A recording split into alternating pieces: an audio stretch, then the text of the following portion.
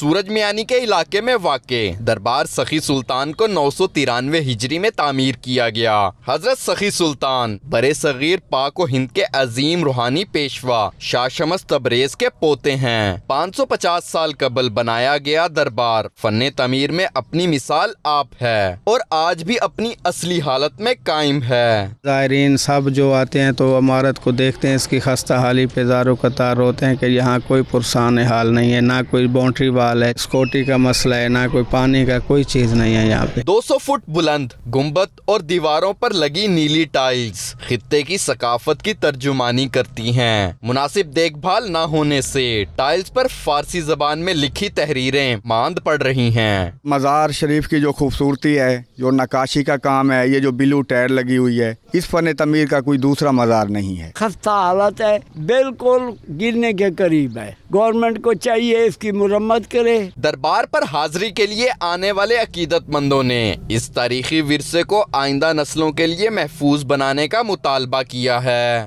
فن تعمیر کا شاہکار دربار سخی سلطان کئی دہائیوں سے اپنے عقیدت مندوں میں فیض بانٹ رہا ہے۔